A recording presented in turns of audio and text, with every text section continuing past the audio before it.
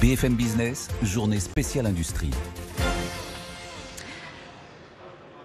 Good morning business depuis Global Industrie à Lyon. On est ravis de vous retrouver. Je suis avec Benoît Lemaignan, CEO et cofondateur de Verkor. Bonjour Benoît Lemaignan. Bonjour. Merci beaucoup d'être avec moi sur ce plateau. Les batteries électriques bas carbone, est-ce qu'on peut déjà rappeler, quand on parle de batteries, c'est très vaste, hein, suivant les constructeurs, à qui sont destinées concrètement vos batteries? Écoutez, nous, on travaille avec Renault. On a travaillé avec Luca De Meo et on le remercie de son engagement depuis 2021 maintenant. La société va avoir 5 ans cet été. Et donc, on va produire et vendre, et on le fait déjà depuis Grenoble et bientôt depuis Dunkerque dans la Gigafactory. Exactement. Des batteries à Renault sur un joli véhicule qui commence à sortir dans la presse, l'Alpine A390. Et donc ça va démarrer fin d'année, début d'année prochaine. La décarbonation de la mobilité. Je ne peux pas ne pas vous poser la question ici.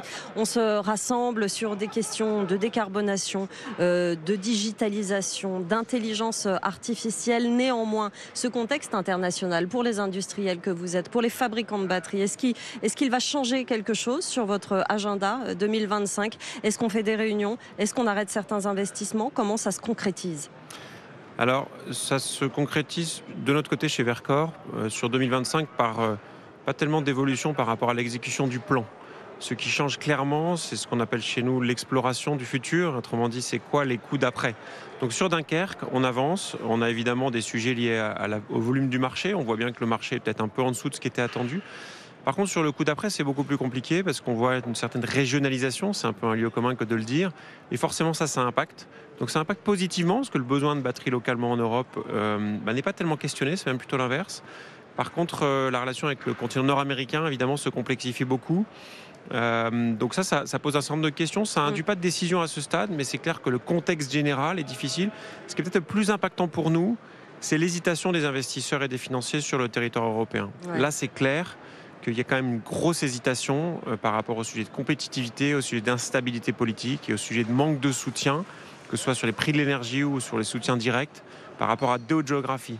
Ça, c'est clair que là, il y a un effet qui est important. Est-ce que vous avez peur aussi d'un changement de fléchage des investissements et qu'on regarde ailleurs dans les mois qui viennent, notamment le gouvernement, en ce qui vous concerne? Alors, nous aujourd'hui, ça se joue plutôt au niveau européen. Vous avez vu qu'il y a eu le dialogue stratégique de Ursula von der Leyen, la présidente de la Commission, qui, à la semaine dernière, publié un certain nombre de grandes orientations qui vont dans le bon sens, qui institutionnalisent plus fortement l'importance de la filière automobile, de la filière des batteries.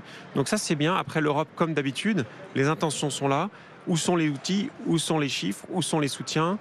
On a une expérience, nous, nord-américaine, où en quelques mois, un acteur qui est un partenaire a été soutenu de manière très importante. C'était une affaire de mois en France, en Europe. On sait qu'aujourd'hui, c'est plutôt dans les années que ça se joue. Ouais. Et ça, c'est un vrai problème. Nous avons besoin de mettre de l'efficacité pour aligner la vision et les soutiens opérationnels. Pour autant, votre Gigafactory, à côté de Dunkerque, va sortir. C'est quoi le calendrier, là, précisément? Alors, elle est sortie de terre. Pour ceux qui prennent le tunnel sous la Manche ou qui passent à côté, ils le voient.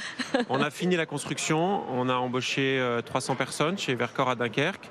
Et nous sommes aujourd'hui en train d'installer les machines, les équipements, pour les faire tourner, d'abord à vide, puis après les premiers tests au cours de l'année 2025. Et ça c'est bien aligné aussi avec notre client Renault, une sortie commerciale au premier trimestre de l'année 2026. Ouais, c'est effectivement intéressant. Une Europe souveraine dans le monde des batteries, est-ce que c'est possible? Est-ce que vous y croyez? Alors, non seulement je pense que c'est possible, je pense que c'est nécessaire. Alors attention à ce qu'on met derrière souverain ou derrière autonomie stratégique, qui est le mot qu'on entend beaucoup.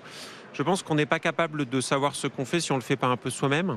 Ça ne veut pas dire qu'il faut chercher une certaine indépendance, mais en tout cas, il faut être capable d'avoir 20, 30, 40, 50% de production domestique avec des acteurs comme Verkor, comme ACC, comme Northvolt, ou avec des acteurs qui sont des acteurs asiatiques qui vont s'installer en Europe. Et ça, c'est le sens de l'histoire. C'est possible et c'est en cours. Il ne faut pas oublier que les batteries, c'est un métier qui est assez difficile.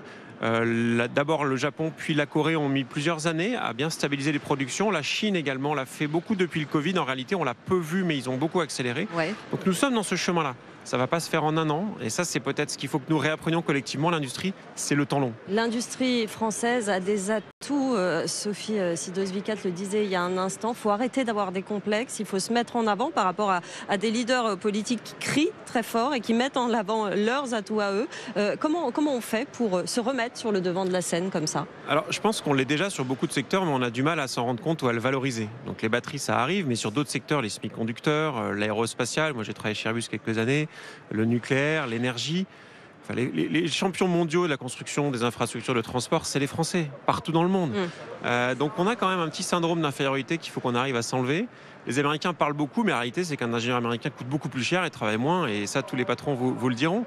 Après, il y a des inerties qu'il faut qu'on arrive à résoudre. Il y a des problématiques, effectivement, de compétitivité, mais qui, pour moi, ne sont pas intrinsèquement liées au fait que les gens travailleraient ou ne travailleraient pas. Ils sont liés au fait qu'on a un modèle social qu'il faut être capable de défendre. Ouais. Et ça veut dire qu'il faut qu'on assume ce qu'on appelle un level playing field, ou alors la dimension locale pour local. Par exemple, Christophe Périllat de Valeo parle souvent du fait d'avoir besoin de localiser la production. Je pense qu'il faut l'assumer. Et en ce sens-là, ce que fait Trump aux États-Unis doit nous interpeller, doit nous nourrir dans notre réflexion. Ouais. C'est bien pour le consommateur d'acheter chinois, c'est pas terrible pour le producteur, c'est pas terrible pour les futurs retraités.